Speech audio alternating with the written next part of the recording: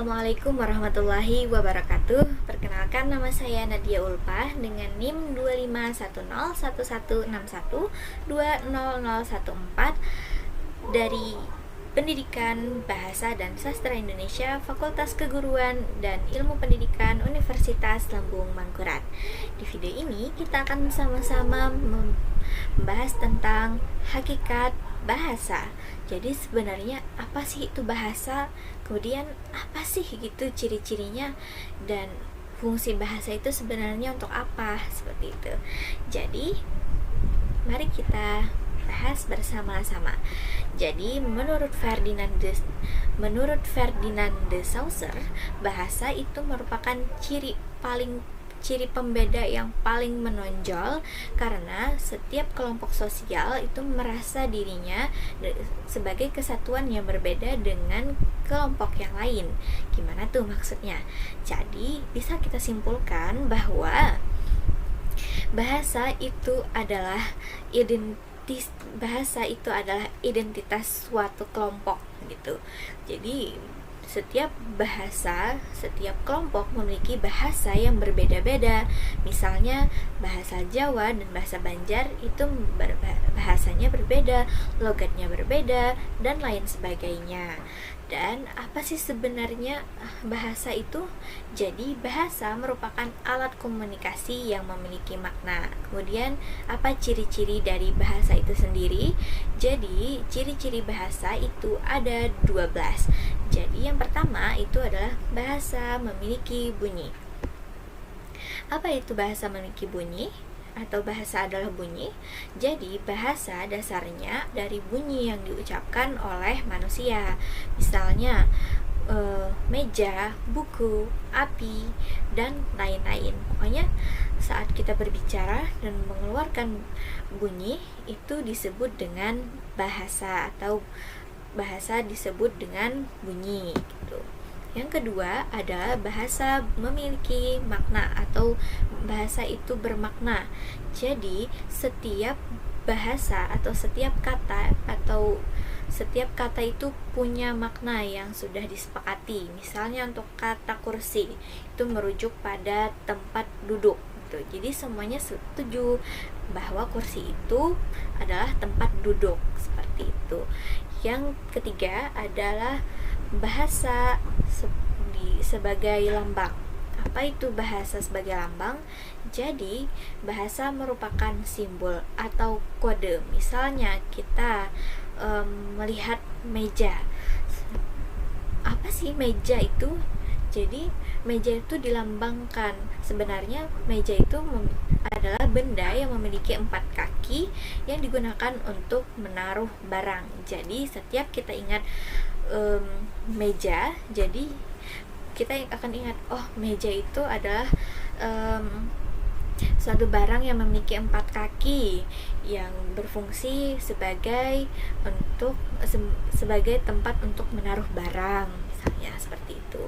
Kemudian yang keempat ada bahasa sebagai sistem, atau bahasa itu memiliki sistem. Apa sih bahasa itu?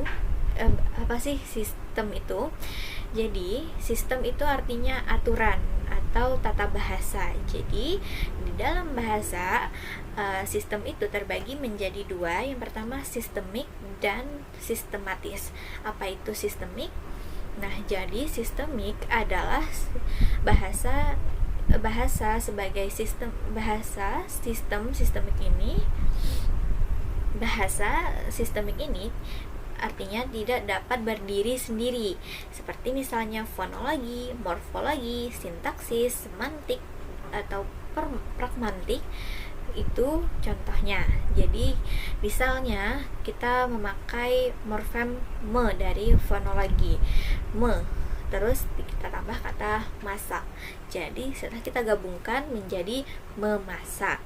Kemudian apa itu sistematis? Bahasa secara sistematis itu adalah bahasa yang memiliki aturan. Misalnya ada kalimat seperti ini, saya pergi ke pasar. Di sebelah sini pergi ke pasar saya. atau pasar pergi ke saya. Jadi yang mana yang benar? Tentu saja yang di sebelah sini, karena bahasa itu memiliki aturan. Sehingga kenapa bahasa itu memiliki aturan? Karena untuk memudahkan kita untuk memahami apa yang sedang dia ucapkan atau seseorang ucapkan, sehingga kita mudah untuk memahaminya. Seperti itu. Jadi aturan dalam bahasa itu sangat penting agar kita dapat memahami apa yang sedang kita baca, seperti itu. Yang kelima yaitu bahasa adalah arbiter. Apa itu maksudnya arbiter? Jadi hubungan antara bunyi bahasa dan makna tidak ada kaitan, melainkan hanya kesepakatan. Misalnya di Indonesia itu kita menyebut zat cair yang atau cairan yang dapat kita minum itu disebut dengan air misalnya. Sedangkan di Inggris, warga Inggris itu menyebutnya dengan water, dan di Jepang disebut dengan mize, seperti itu. Jadi itu merupakan berkaitan dengan kesepakatan. Kemudian yang keenam ada bahasa sebagai konvensional. Apa itu bahasa konvensional? Bahasa konvensional adalah bahasa yang sudah disepakati secara bersama. Misalnya kita dalam satu daerah ini disebut cangkir, misalnya di tempat lain mungkin ada lagi sebutan lain. Jadi sesuai dengan kesepakatan bersama, sesuai dengan daerah tersebut, sesuai dengan tempat yang dia berada. Kemudian selanjutnya ada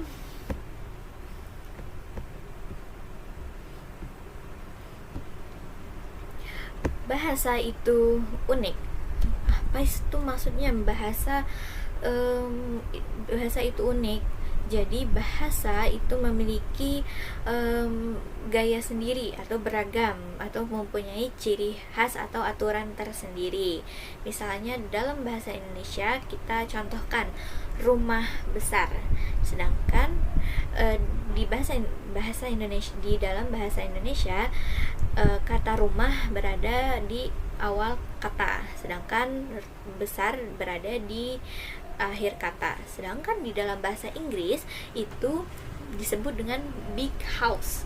Jadi berbanding terbalik dengan bahasa Indonesia, yang mana yang kalimat terakhir jadi di depan, sedangkan yang di depan di akhir kata, seperti itu.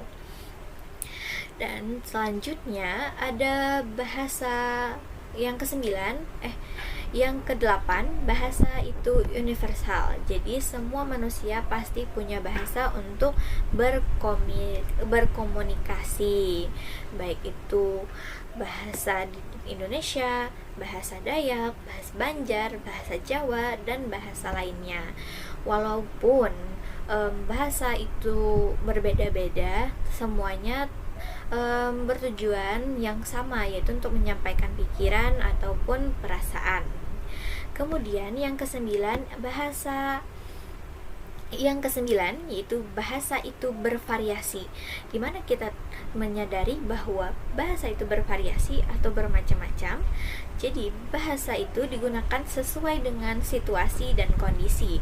Misalnya saja kalau kita berada di tempat yang isinya bersama bersama guru maupun dosen, misalnya saat kita ingin meminta izin untuk keluar, itu bisa dengan memohon, misalnya seperti Bapak, Ibu, saya izin mau ke toilet. Nah, kalau dengan teman biasanya itu kita berkomunikasi dengan lebih santai, atau bahasanya lebih santai gitu. Misalnya, bro, malam ini sibuk gak? Kalau misalnya, bro, kamu malam ini sibuk tidak? Kalau tidak, kita keluar yuk jalan-jalan. Nah, seperti itu.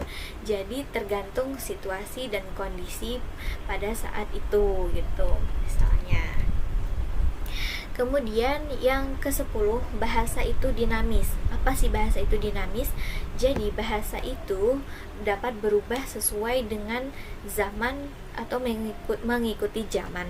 Misalnya pada zaman dahulu orang menyebut gawai itu dengan handphone atau handphone. Jadi namun sekarang handphone sudah jarang sekali, kata handphone sudah jarang sekali dipakai. Sekarang biasanya lebih mudah disebut dengan HP ataupun gawai. Dan misalnya juga pada ejaan kata saya pergi ke Surabaya, itu zaman dulu dipakai kata ejaan pakai O dan E gitu. Sedangkan sekarang sudah diubah atau disempurnakan menjadi saya pergi ke Surabaya tanpa O dan E lagi, seperti itu. Dan yang terakhir ada bahasa itu manusiawi. Apa itu manusiawi? Jadi bahasa itu sifatnya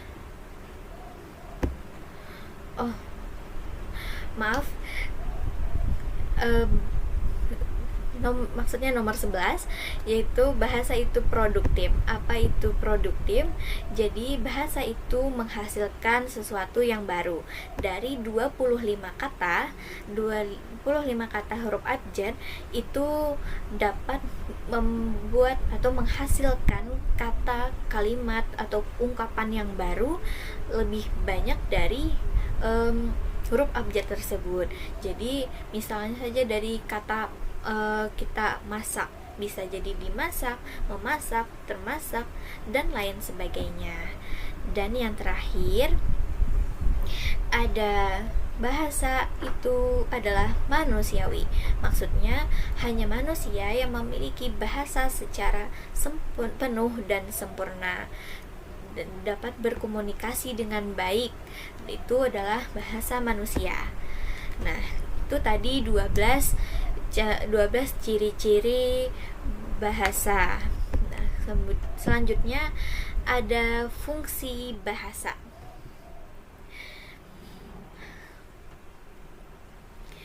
Apa itu fungsi bahasa? Jadi menurut Finocchiaro itu ada 5. Yang pertama ada personal. Bahasa menurut Finocchiaro itu pertama personal. Apa itu personal? Jadi menurut Finocchiaro, personal itu dapat diartikan dengan mengekspresikan atau menggambarkan perasaan. Misalnya, aku hari ini sangat senang. Saya hari ini sangat senang karena mendapat nilai yang bagus. Nah, jadi personal ini mengekspresikan perasaan dia sendiri, seperti itu. Nah, jadi selanjutnya yang kedua yaitu interpersonal, yaitu maksudnya menjalin hubungan sosial, misalnya berkomunikasi dengan orang lain, misalnya dengan saudara, bagaimana kabar kamu hari ini, seperti itu. Jadi interpersonal ini fungsi bahasa untuk menjalin hubungan dengan orang lain, seperti itu. Yang ketiga ada direktif. Apa itu direktif? Jadi direktif ini adalah atau bertujuan untuk meminta orang lain untuk melakukan sesuatu. Misalnya, tolong tutup pintu itu dengan pelan ya, atau misalnya tolong cepat tutup jendela, sudah mau malam, seperti itu. Jadi direktif itu tujuannya untuk meminta orang lain untuk melakukan sesuatu hal, seperti itu. Yang keempat ada referensial. Apa referensial itu? Jadi tujuan dari referensial itu adalah menyampaikan informasi atau sebuah fakta. Misalnya, air yang mendidih itu suhunya 100 derajat Celcius. Nah, seperti itu.